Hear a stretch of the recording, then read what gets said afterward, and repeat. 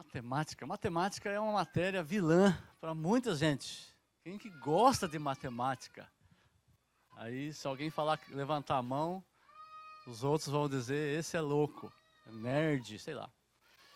Para que serve, por exemplo, uma fórmula de segundo grau? Esta é a fórmula básica, mas tem uma fórmula chamada fórmula de Bhaskara, que deriva dessa fórmula. Para que serve isso? Você usa essa fórmula, ou usa a matemática no seu dia a dia? Segundo os estudiosos da área, a matemática está presente em 80% do nosso viver. Você vai fazer compra no supermercado, você vai somar o quanto você vai gastar, você vai calcular troco, vai olhar se tem desconto, quanto que isso dá, se é legal. E você está lá fazendo contas. Na rotina da casa também, você está lá, vai cozinhar, você olha a receita, tem que pegar isso, se vai ser em litro, em quilo, em grama, faz todos os cálculos ali, você vai viajar, você tem que calcular o tempo, quanto de gasolina, quanto que custa o litro, quanto dá quilômetro por litro, né? O pessoal que viaja de caminhão também vai ter que fazer essas contas para ver se vale a pena a viagem, quanto que vai ganhar. Então, o pessoal que está na fábrica, chega no final do mês, pega lá o lerite, e calcula quantas horas extras, quantas horas, se valeu a pena, se está pagando certinho, se tem bônus, se não tem. Enfim, a matemática está presente, mas ela é vilã de qualquer forma. Ela continua vilã. Porque nem sempre nós atentamos para os detalhes dos problemas. Nós nem sempre colocamos todos os termos ali no cálculo e realizamos a fórmula e chegarmos numa resposta correta. Nós não colocamos isto, deixamos ou excluímos algum fator e a conta vai dar errada. E aí, a ideia de que você não sabe matemática. Na vida, o erro é sinônimo de fracasso. Quando você chega, erra aqui e daqui lá para frente você percebe aonde chegou e vê que fracassou porque você errou ali no seu cálculo inicial. Agora, sabe um erro que nós cometemos muito quando nós ouvimos a palavra de Deus, quando nós estudamos a palavra de Deus, quando nós lemos as Escrituras e descobrimos algum ensinamento? Sabe qual o erro que é muito comum entre os crentes, mesmo os crentes genuínos? Ouvimos essa mensagem, compreendemos até esse conselho de Deus, esse ensinamento, mas eles não são recebidos como ordens. E esse ensino nós recebemos no máximo como uma opção, uma boa opção, que pode até servir para o meu próximo, mas não para mim. Eu não recebo, eu não coloco este fator na matemática, na fórmula. E com certeza vai chegar num fracasso, vai chegar num erro, vai chegar num resultado totalmente fora da vontade de Deus. A sensação de fracasso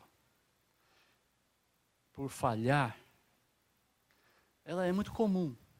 Talvez você já tenha experimentado isso, possa lembrar agora. Algo que você fracassou e olha lá para trás e fala, puxa, eu poderia ter sido melhor, eu poderia ter feito diferente, eu poderia ser um pai melhor, eu poderia ser uma mãe melhor hoje, eu poderia ser algo melhor. E você olha que hoje e fala, eu fracassei até aqui. Talvez isso possa servir de um alerta, quem sabe de um aprendizado para que você, de fato, preste atenção e coloque todos os ingredientes, né, todos os fatores ali da fórmula e coloca de forma que você vai chegar num resultado positivo. No entanto, a sensação de se fazer pouco por exemplo, é uma característica humana. Nós sempre vamos olhar para aquilo que fizemos e olhar, eu poderia ter feito mais, eu poderia ter feito melhor. Mas isso está na nossa característica, porque nós estamos separados de Deus. Nós estamos longe da vida. Deus é a vida, Deus é o positivo, e nós nos separamos e nós somos negativos. E o negativo, quando ele se junta com o positivo, ele se anula e se torna até mesmo positivo, porque ele está com Deus. Um negativo com negativo, ele somando, menos com menos, é menos, não é vezes, é soma. Menos um, dá menos 2, não é isso? Não é multiplicação. Porque nós só somamos um com o outro, na verdade diminuímos um ao outro, mas quando nos unimos a Deus, nós positivamos. Mas estamos nesse ponto negativo, por quê? Porque o homem caiu. A queda deu ao homem esta experiência terrível de ficar longe da vida, longe de Deus. Nós já nascemos caídos, então nem sabemos como que é a vida. O verbo cair, eu nem preciso explicar aqui. Cair significa, né, estar no chão, né, estar baixado, descer. Talvez lembre daquela expressão, na lama, né, no lamaçal.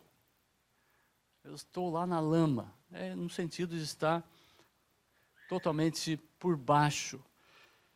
Está muito claro, então, que o homem caído, enquanto ele estiver sem Deus, ou enquanto ele estiver dependendo de si mesmo, ele vai ter essa sensação de inutilidade. A pergunta que eu faço para vocês é, você quer passar por esta vida, que é tão curta, e vivê-la apaixonadamente, e ser um instrumento útil nas mãos de Deus?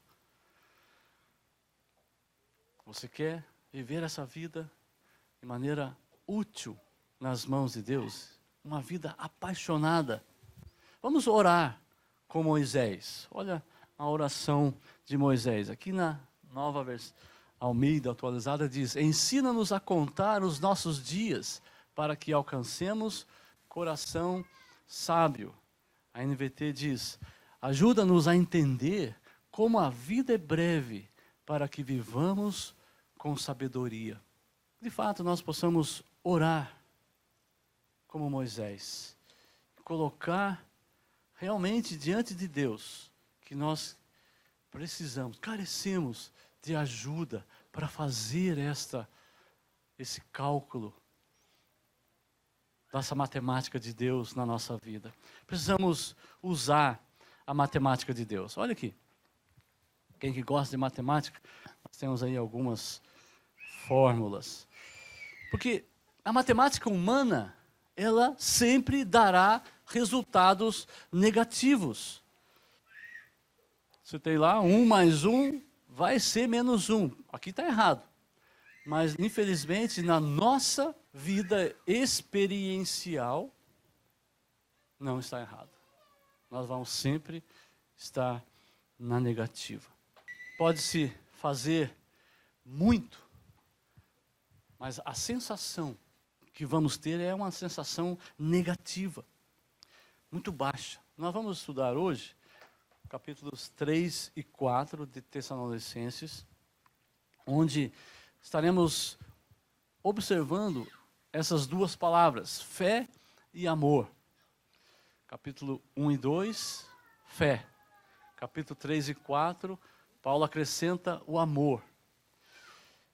E traz esse significado, vem os verbos fé relacionado a agir e amor em trabalhar. Então, agir e trabalhar. Deixa eu colocar aqui para vocês os esboços, aqui um esboço desse capítulo. A fé genuína mais o amor genuíno recebe fortalecimento divino. Capítulo 3, de 1 a 13. Esta fé genuína, fortalecida, não rejeita a santidade prática E o amor genuíno, fortalecido, não rejeita a prática santa. Hoje, então, queremos descobrir na palavra de Deus que fé e amor, multiplicado pela força do Senhor, é igual a santidade prática. Está lá a fórmula para você colocar em prática na sua vida. Fé e amor, multiplicado pela força do Senhor, tem que ser igual à santidade prática. Vamos descobrir aqui a mensagem da carta. Fé e amor trabalham a santificação com esperança. Paulo, então, usando os três, que ele coloca muito ali, né? Fé, amor e esperança. Nessa carta está bem claro. E vai trabalhar a nossa santificação. A verdade central do capítulo 3 e 4 é fé e amor são sinônimos de agir e trabalhar. E a mensagem central do capítulo 3 e 4 é isso. Fé e amor multiplicado pela força do Senhor é igual à santidade prática. Então vamos descobrir agora, nesse estudo, 2 relacionamentos e 2 conjuntos da matemática de Deus. O primeiro relacionamento é este, aquela formulazinha ali embaixo ali. Fé fortalecida é resultado do relacionamento cristão ao quadrado. Fé fortalecida é igual relacionamento cristão ao quadrado. Então, abra aí 3, de 1 a 11. Nós vamos ler à medida que estivermos estudando. Capítulo 3, só vou ler aqui os 2 primeiros versículos. Por isso, quando não pudemos mais suportar, Paulo está lá separado da igreja, ele foi lá para Atenas, ele diz assim, permanecemos sozinhos em Atenas. E assim enviamos Timóteo, nosso irmão e cooperador de Deus, no Evangelho de Cristo, para fortalecê-los, dar-lhes ânimos na fé. Paulo ele continua dizendo acerca desse desejo que ele tinha de se relacionar com os irmãos. Ele tinha desejo de estar lá com os irmãos, mas não estava no controle dele. Ele teve que ser expulso da cidade. Os seus irmãos em Cristo, vai embora, quem está correndo risco de vida. E ele teve que sair da cidade, não estava no controle dele. Eu quero ficar, mas não posso ficar. E ele saiu, estava lá em Atenas e escreve essa carta. Ou melhor, ele não escreve lá, mas quando ele estava lá, ele cita que quando ele estava lá, ele resolveu enviar Timóteo para estar com os irmãos, porque ele não podia estar. Ele enviou Timóteo com alguns objetivos, pelo menos 3 objetivos. Vamos ver aí nos 3 primeiros versículos, no versículo 2 e 3. O primeiro objetivo, versículo 2, enviamos Timóteo, nosso irmão e cooperador de Deus no Evangelho de Cristo, para fortalecê-los. Paulo usa esse verbo, fortalecer, na mesma forma que está aqui, no versículo 2, ele usa 4 vezes em outros locais, em outras cartas. Nessas 4 vezes que ele usou, somente nesta vez, aqui em Tessalonicenses, o agente do fortalecimento é um homem, né? No caso, Timóteo. Os outros que ele usou, sempre ele faz referência a Deus. Mas na verdade é Deus quem nos fortalece. E ele usa os seus filhos para isso. Nós recebemos a força do Senhor, mas quem Deus usa como instrumento são os nossos irmãos. Então eu até poderia dizer, olha, você está me fortalecendo diretamente? Não. Você está sendo um instrumento de Deus para me fortalecer. Paulo diz, eu vou enviar Timóteo, ele vai fortalecer vocês. Mas na verdade, Deus estaria fortalecendo os Tessalonicenses por meio de Timóteo. Então, estar com os irmãos precisa ser visto como benefício. Deixa eu frisar aqui, vou mudar o verbo. Estar com os irmãos deve ser visto como um benefício. Então receba isso como ordem de Deus. Deve. Não receba isso como uma sugestão, uma boa sugestão para você. A sua conta vai dar errada. O fortalecimento da fé genuína vem por meio deste estar com os irmãos. O fortalecimento da confiança em Deus vem por meio disso. É benefício. É algo que vai nos beneficiar e deve ser visto por mim, deve ser visto por vocês. Quando vocês se encontram uns com os outros, a fé genuína está marcada para se expressar ainda mais na sua vida. Nós cantamos agora aqui, né? O primeiro hino, deixa eu ver se eu lembro a letra, né? O passado já não mais tem poder sobre mim. Depois, nele vou viver. Não é no viver no passado, ali tem um E até maiúsculo, né? Nele, em Cristo, eu vou viver. Essa é a ideia de que eu vou viver. O passado, antes eu era egoísta, agora não, agora eu estou num corpo. Em Cristo eu vou viver. Como que eu vou viver em Cristo, irmãos? É um com o outro aqui. Expressando que eu estou em Cristo, mas me relacionando com os meus irmãos. Olha o versículo 2. Enviamos Timóteo, nosso irmão e cooperador de Deus no Evangelho de Cristo. Nós não podemos imaginar que Timóteo não fosse um crente comum. Ele era um crente comum, ele não era um super crente, porque ele foi discipulado por Paulo, agora é totalmente distante de mim. Não, ele era um crente comum, um crente no Senhor Jesus. Timóteo tinha os seus defeitos, ele estava crescendo na imagem de Cristo, como qualquer um de nós. Então nós somos irmãos uns dos outros, e isto nos coloca como companheiros no ministério. Nós somos cooperadores do Evangelho de Deus em Cristo. Então, presta atenção nisso, nós podemos fortalecer a fé um do outro. Nós podemos ser instrumentos de fortalecimento do nosso irmão. Como é que você faz isso? Nós somos santos, garantidos pelo sangue de Jesus. Passado já não tem mais poder sobre mim. É isso? Nós cantamos uma outra música que fala alguma coisa aí, eu não estou lembrando, mas fortalecer. Como é que nós fazemos isso? É a pergunta. Uma vez que nós somos santos, nós estamos garantidos por toda a eternidade. É alguma coisa que fala assim, a eternidade, né? Eu acho que uma coisa assim. É essa mesmo, né? É essa mesmo aqui, ó, na eternidade, isso final. Quando enfim se findar o dia, o meu tempo aqui se acabar, ainda assim eu seguirei cantando, por toda a eternidade eu vou cantar. Está garantido a nossa eternidade. Eu posso até parar de cantar aqui, mas eu vou continuar cantando lá. Vamos cantar por toda a eternidade, isso está garantido, ninguém tira isso de nós. Aleluia, glória a Deus. Mas por causa do pecado em nós ainda temos, nós ainda sentimos essa fé distante, ainda não usufruímos de toda a graça de Deus, ainda não desfrutamos de uma vivência que vive pela fé somente. Mas quando nós pudermos desfrutar dessa graça, vivemos na força de Deus, dependente de Deus, nós nos mostramos fortes, nós nos unimos a Deus, todo aquele negativo se torna positivo, nós nos tornamos destemidos, ninguém nos segura, porque não sou eu que estou vivendo, mas Cristo vivendo em mim.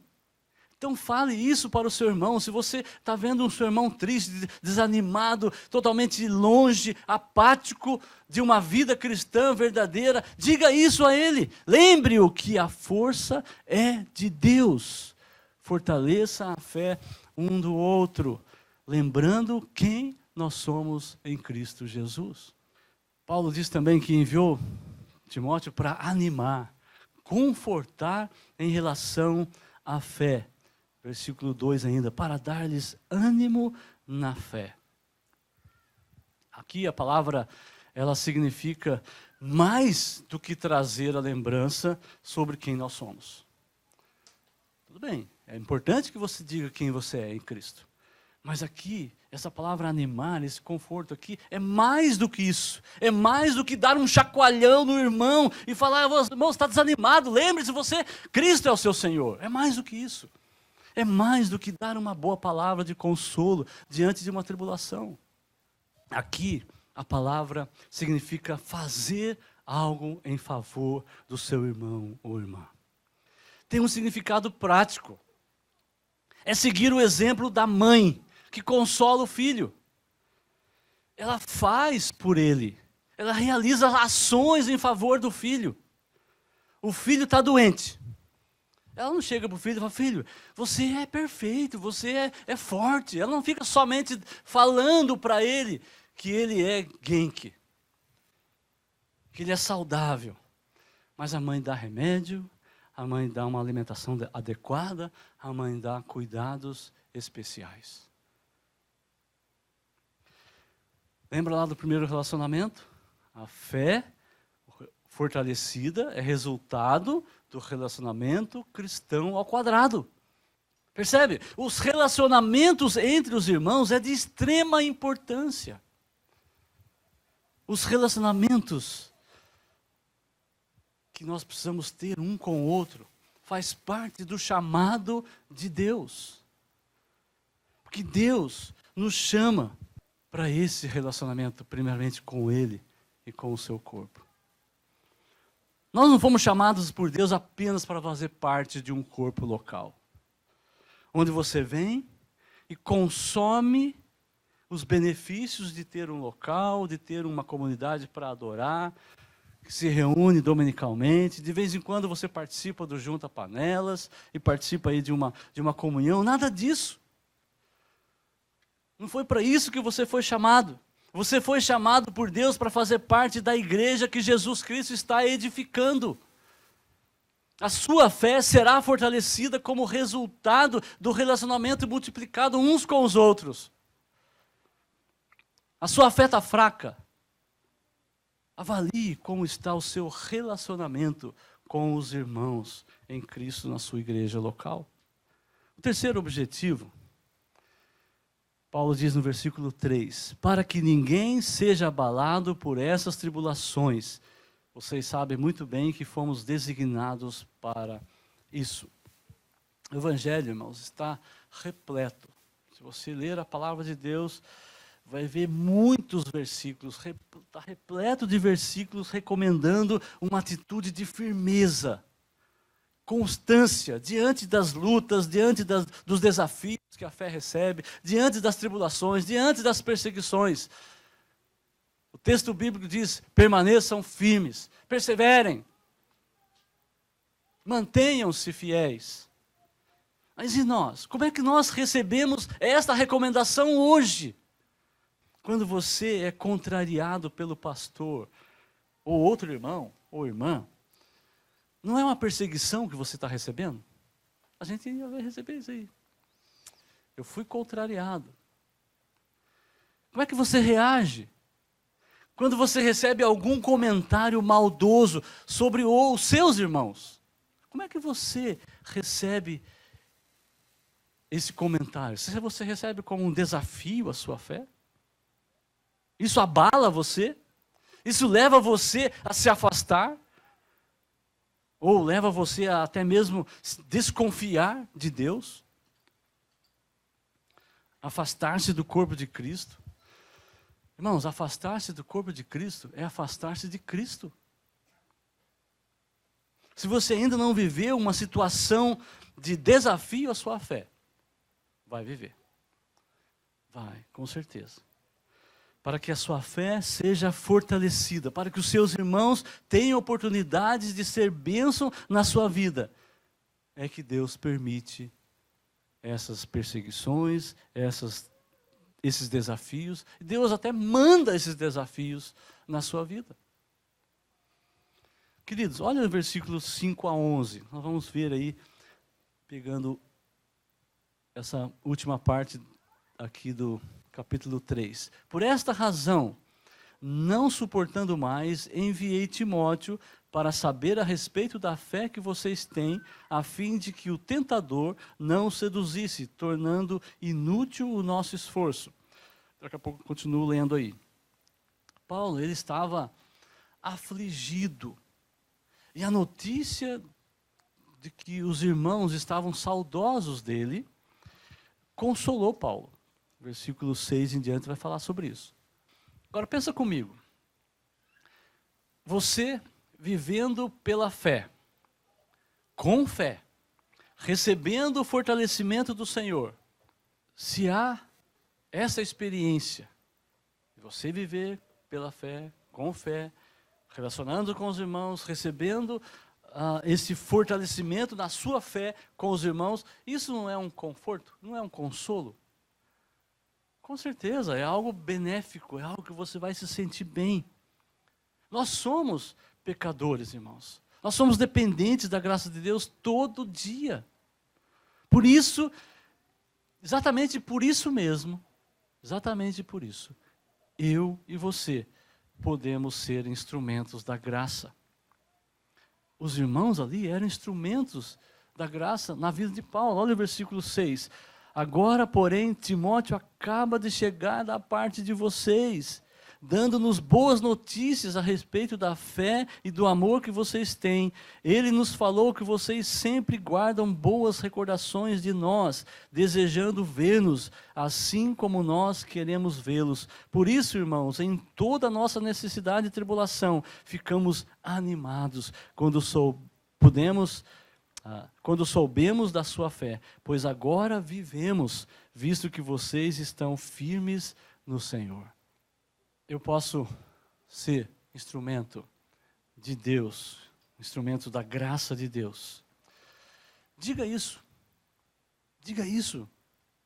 Sempre, quando você estiver com os irmãos, eu posso ser um instrumento da graça de Deus na vida desse meu irmão, dessa minha irmã, na vida de quem está próximo de mim. Nós podemos proporcionar alegria na vida dos nossos irmãos. Não é uma alegria secundária.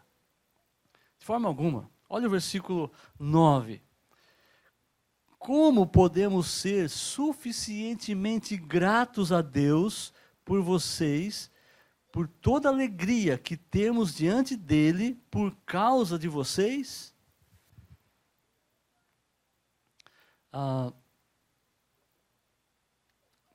Alegria diante de Deus por causa de vocês.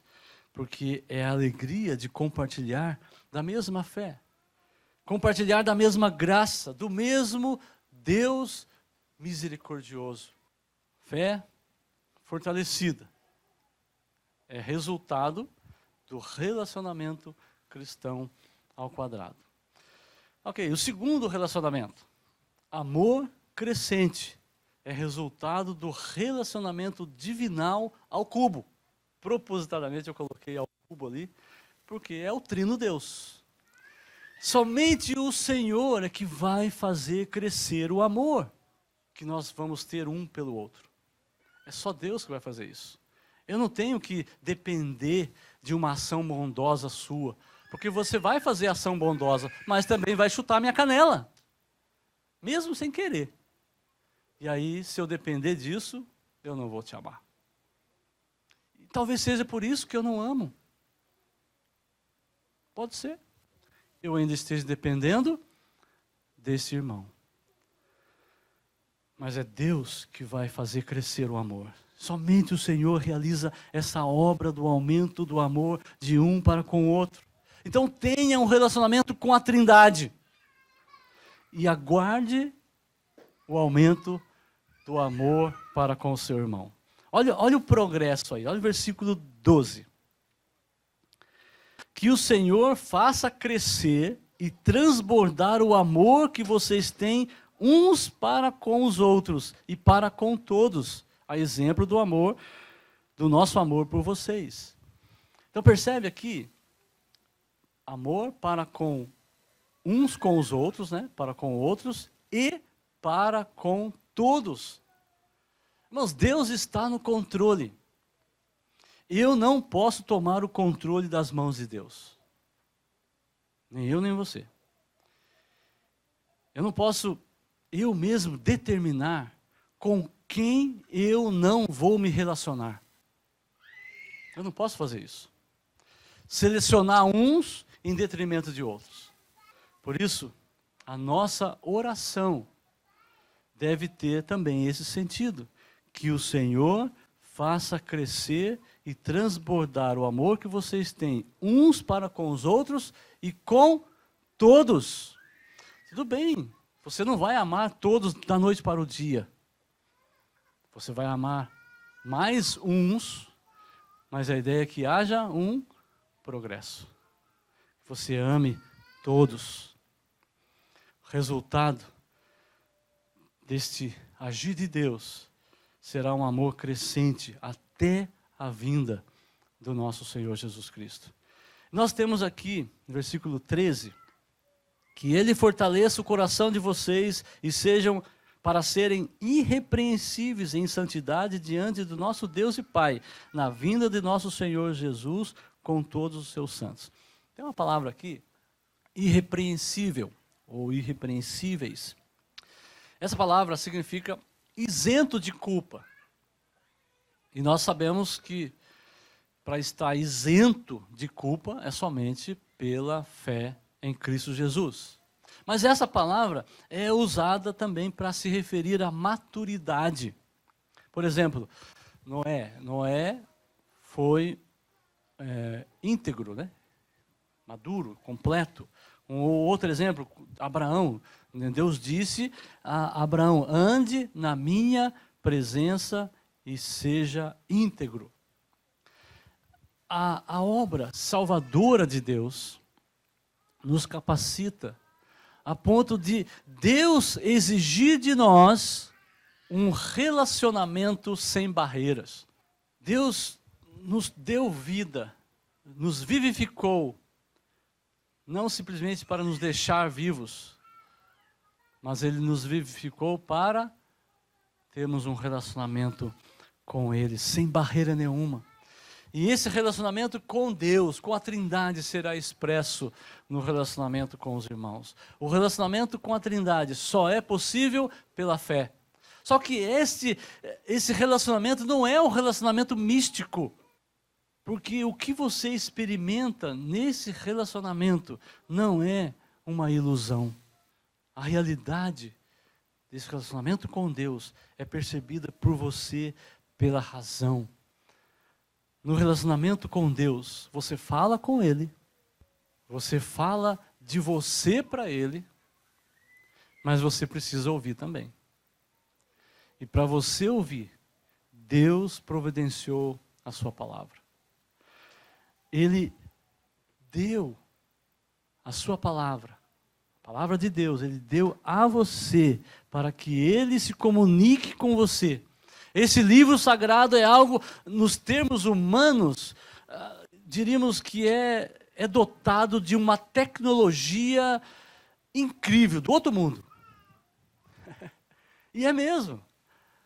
Porque quando você lê a palavra de Deus com fé, quando você se mergulha na palavra de Deus, quando você está lendo a palavra de Deus, quando você está agora assim, de fato, diante desse livro, que é um livro comum, que você pode arriscar e rasgar, pegar fogo, mas quando você está aqui meditando, está pela fé, conversando e ouvindo Deus, você ouve e sente Deus se comunicando com você. É incrível. Agora, não queira essa experiência abrindo a Bíblia como você abre uma revista.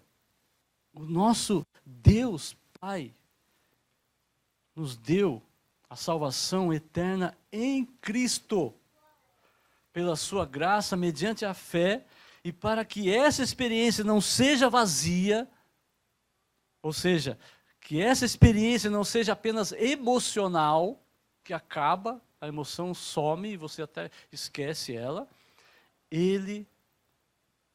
Deus, passa a habitar em nós.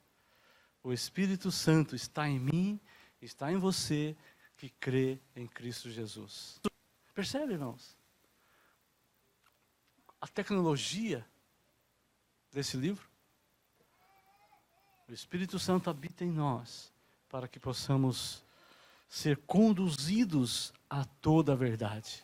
Então, quando Paulo coloca o seu forte desejo, no versículo 13, que ele tem esse desejo que Deus fortaleça o coração de vocês, ele mostra essa súplica a Deus: Deus, fortaleça o coração dos meus irmãos. Ele está considerando o ministério do Espírito Santo na vida do crente, a ponto de ele alertar os irmãos de que a rejeição da verdade das Escrituras é uma rejeição a Deus, que dá o seu Espírito Santo. Olha no versículo 8 do capítulo 4. Portanto, aquele que rejeita essas coisas não está rejeitando o homem, mas a Deus que lhes dá o seu Espírito Santo. E no capítulo 5, nós não vamos estudar hoje, mas no capítulo 5 Paulo está exortando a não apagar o Espírito. Como que nós podemos aplicar essa verdade? Em primeiro lugar, avalie se você está crescendo em amor. Você pode afirmar que está amando mais o seu próximo? Pergunte para o seu cônjuge se você está amando, se ele é testemunha disso. Pergunte para os seus pais: pai, eu acho que eu estou crescendo em amar os meus irmãos. O senhor é testemunha disso? Pergunte para os seus filhos: filho, eu estou crescendo em amar mais vocês e a sua mãe e os meus irmãos. Você é testemunha disso? Pergunte para os seus irmãos em Cristo.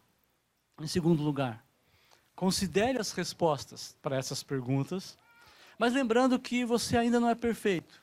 Vamos dizer que você esteja de fato crescendo e alguém fala: é verdade, eu estou testemunha disso. É verdade, você está crescendo. Você, né? E aí você, considerando a resposta ali, especialmente positiva, pode se orgulhar disso. Mas saiba que você ainda não é perfeito. O texto nos diz que nós seremos irrepreensíveis na vinda do nosso Senhor Jesus. Então sempre você, mesmo que esteja crescendo, você ainda é repreensível. Saiba que se numa equação não há igualdade, é porque alguma incógnita, algum termo ali daquela equação está errada. Por exemplo, AC igual relacionamento divino ao cubo. Se não está certo, não é igual, o problema está no R, está no relacionamento. Se o relacionamento do crente está com problemas, é porque está havendo uma interferência. O relacionamento com Deus não está bem, o R está errado, tem algum problema, alguma interferência de algum ídolo no coração. O relacionamento não é com R maiúsculo, nem é com a Trindade. O terceiro passo que você deve dar é: reveja o seu relacionamento com Deus, Pai, Filho e Espírito Santo. A pergunta é: você fala com Deus? Você ora? Você ouve Deus? Você recebe a orientação dEle e você de fato obedece às orientações? Essa afirmação em forma de fórmula matemática, ela é verdadeira, irmãos. Porque Deus mesmo é que vai fortalecer. Mas Ele fortalecerá aqueles com os quais Ele tem relacionamento. Não são aqueles aos quais Ele vai dizer lá naquele dia: apartai-vos de mim, não vos conheço, não me relaciono com vocês, nunca me relacionei. A fé mais o amor, multiplicado pela força do Senhor, é igual santidade prática. Então, uma fé fortalecida, igual a esse relacionamento cristão ao quadrado, e o amor crescente, o relacionamento divino, né, um relacionamento com Deus, né, com a divindade, com esse D ao cubo aí. Nós vimos então esses dois relacionamentos. E agora vamos ver dois conjuntos. O primeiro conjunto, santidade prática, pertence ao conjunto da fé genuína. A santidade prática, ela não somente ela é própria daqueles que têm uma fé genuína, como só é possível por quem tem a fé genuína. É impossível alguém ter uma santidade prática se não estiver com a fé genuína. Paulo ele recomenda àqueles que já receberam a fé e o amor a progredir mais e mais, a andar com Deus. E nesse andar que agrada a Deus, aqueles cuja fé e amor estão trabalhando no progresso da vida cristã. Aquele que recebe a fé salvadora, como já disse, passa a ter escolhas. Ele ainda pode escolher o pecado que sempre fez, e sempre fazia e faz. Mas ele pode agora escolher a santidade como nunca fez no passado. A vontade de Deus é a santificação. Olha os versículos, vou ler aqui os primeiros versículos do capítulo 4. Quanto ao mais, irmãos, já os instruímos acerca de como viver a fim de agradar a Deus. E de fato, assim vocês estão procedendo. Agora lhes pedimos e exortamos no Senhor Jesus que cresçam nisso cada vez mais. Pois vocês conhecem os mandamentos que lhe demos pela autoridade do Senhor Jesus. A vontade de Deus é que vocês sejam santificados. Começa aí o versículo 3. Paulo vai citar, logo em seguida, alguns exemplos práticos de como você pode, de fato, ser santificado ou experimentar a santificação. Ele vai dizer para você fugir da prostituição, viver com a esposa de maneira santa, controlar o corpo de forma santa. Vai citar também a respeito de não oprimir, não enganar o próximo em algum negócio. Nós temos então nessa primeira citação que aparece aí no versículo 3, um princípio, o princípio da atração. A vontade de Deus é que vocês sejam santificados. Esse princípio da atração a Deus. E somente a fé genuína conduz a Deus. Somente a fé genuína conduz à santidade. Ninguém sem fé busca a santificação. Quando nós ficamos sabendo de pessoas que não têm a fé e estão buscando uma vida piedosa, ou tentando demonstrar que tem uma certa piedade, pode até parecer, mas na verdade a busca é por salvação pelas obras, por um viver bondoso. Quem sabe Deus vai dizer para mim, você merece o céu. Esse é o engano em que eles vivem. Então quando Paulo diz aos Tessalonicenses, fugir da prostituição, ou abstenham-se da imoralidade, ele está colocando esse princípio. O princípio de ser atraído a Deus, o princípio que quem tem essa fé pode ser santificado. Na segunda recomendação, nós temos um princípio da repulsão de Deus, de afastar de Deus. Olha o versículo 6. Nesse assunto, ninguém prejudique o seu irmão, nem dele se aproveite. O Senhor castigará todas essas práticas, como já lhes dissemos e asseguramos. Então, há o primeiro um princípio, faça isso, você está próximo de Deus. Não faça, o que vai acontecer? O Senhor castigará todas essas práticas, como já dissemos para vocês. Haverá a ideia de que você se afaste disso, essa repulsão que Deus diz, isso não me agrada, para que você esteja aproveitando o privilégio de ser santificado. Nosso Deus, ele é vingador, ele reprova, ele rejeita aquilo que o pecado, ou que o pecador realiza como pecado que o desagrada ao Senhor. Não faz parte, irmãos, do contexto dos filhos de Deus permanecer, por exemplo, no egoísmo. Não faz parte da prática cristã um defraudar, um sobressair nos negócios com o seu irmão, porque é uma ação incoerente para o crente. Paulo, ele coloca esses dois exemplos, mas quando ele passa o princípio da vontade de Deus, ele está nos ajudando a concluir que o principal dever, por exemplo, de todo novo convertido, não é estudar as figuras lá do Antigo Testamento, não é quebrar a sua cabeça com profecias, mas é dever examinar com dedicação as Escrituras, a fim de descobrir o que é agradável a Deus, o que não é agradável a Deus, aquilo que Deus proíbe, o que Deus nos ordena a fazer. Você medita nas Escrituras assim? Experimente fazer isso. Abra a sua palavra durante a semana, invista o seu tempo procurando, por exemplo, o que é agradável a Deus no livro de Gálatas. Ou, o que é agradável a Deus no livro de Ruth. São livros pequenos, fáceis para você, quem sabe, grifar lá, né, e gravar ou escrever os versículos que mostram claramente aquilo que agrada ao Senhor.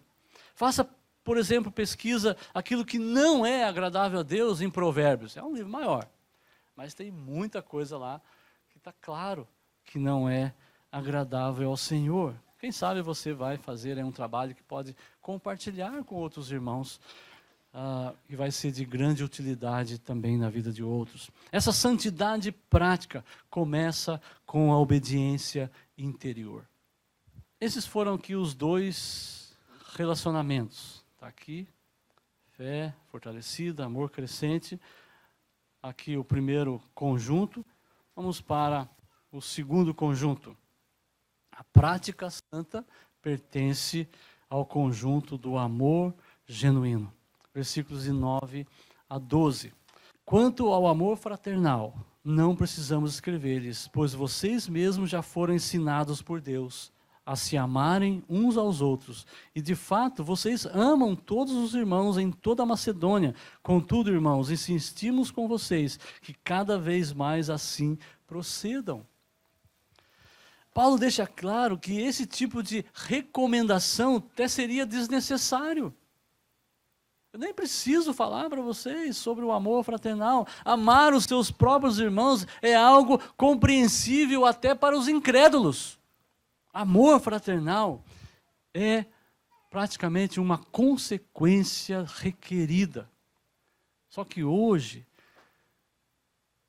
a busca é particular.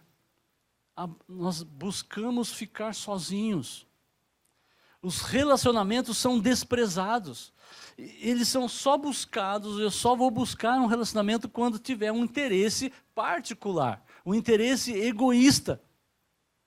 A pergunta é, você é de Deus? Você tem esse amor genuíno? Então você já está instruído a amar uns aos outros. Você já sabe que deve amar um ao outro. Mas eu sei, você sabe também, que saber não é fazer. E Paulo também sabe disso. Por isso ele roga para que progridam ainda mais, crescer no conhecimento de Deus, crescer nessa sensibilidade, de maneira que a sua percepção, você passa a crescer, cresce nessa sensibilidade de amar o seu irmão e a sua percepção. Você rapidamente recebe um sinal avisando quando alguém está dando oportunidades para praticar o amor santo. Porque a prática santa pertence ao conjunto do amor genuíno. Olha o versículo 11. Esforça-se para ter uma vida tranquila, cuidar dos seus próprios negócios, trabalhar com as próprias mãos, como nós os instruímos, a fim de que andem decentemente aos olhos dos que estão de fora e não dependam de ninguém.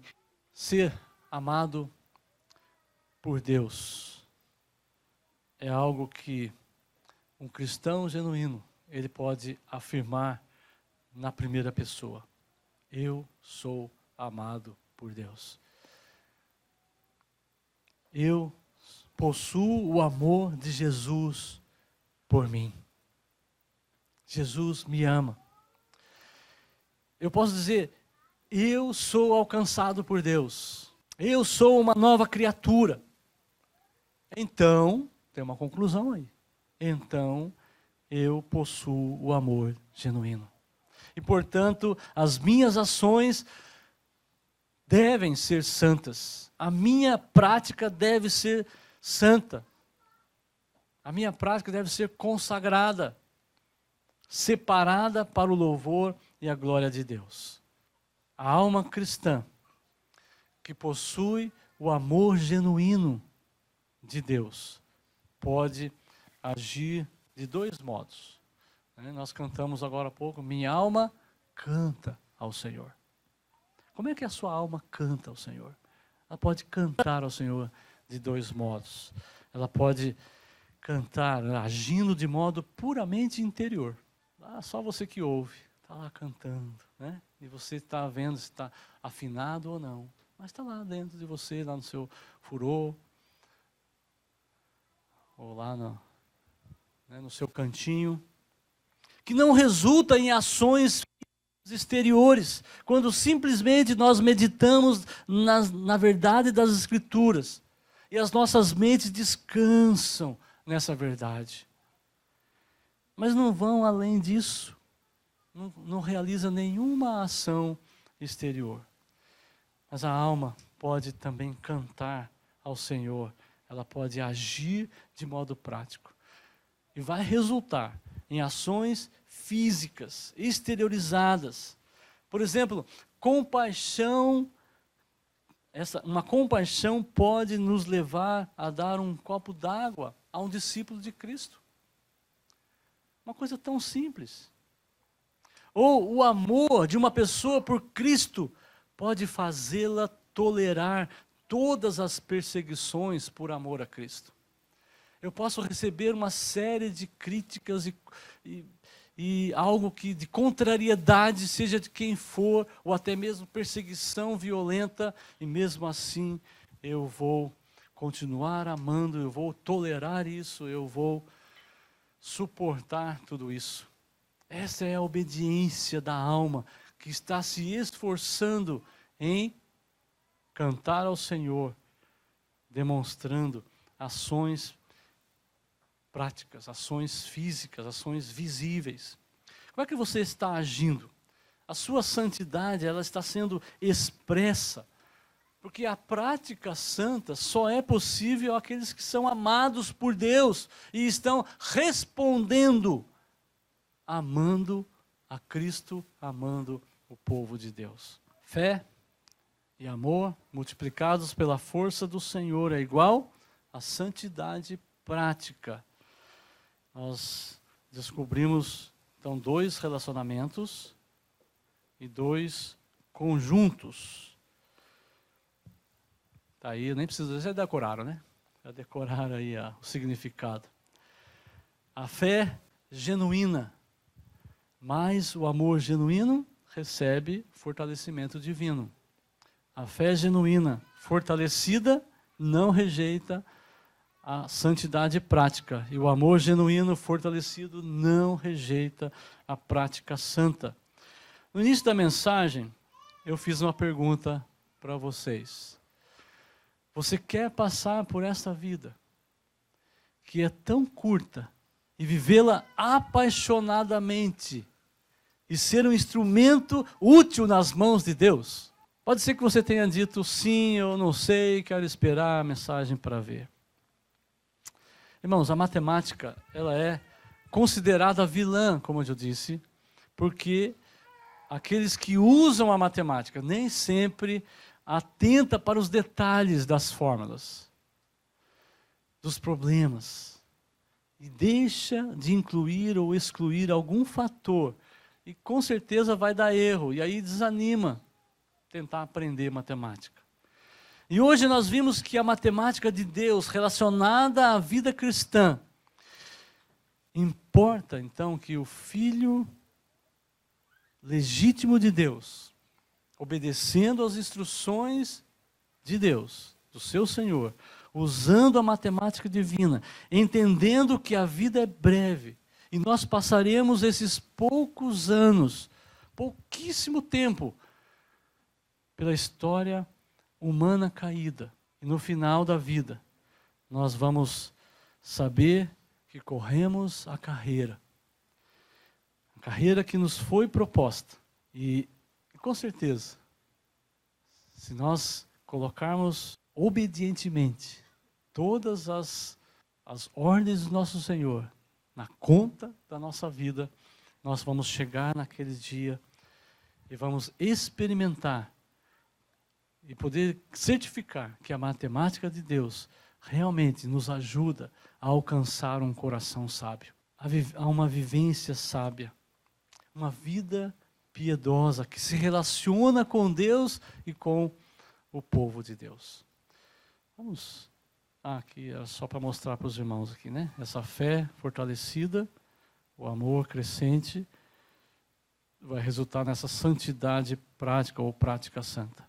Então, a fé e o amor estão aí juntos, fé e amor. Mas precisa ser prático. Vamos ficar em pé e vamos orar? Bendito Deus, temos o privilégio de fato, perceber toda a sabedoria do Senhor, que o Senhor coloca para nós, de forma tão simples, como um livro que até mesmo foi traduzido na nossa língua, tantas versões, tantas facilidades para ter esse livro, mas também tanta dificuldade em compreender, em nos dedicar a ele, em realmente desfrutar dessa tecnologia do Senhor em que o Senhor estabeleceu para se comunicar conosco.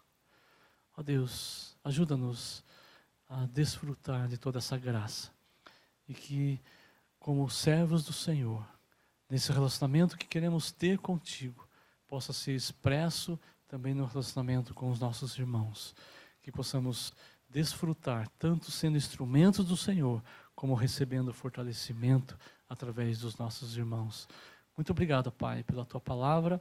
Oramos no nome de Jesus. Amém.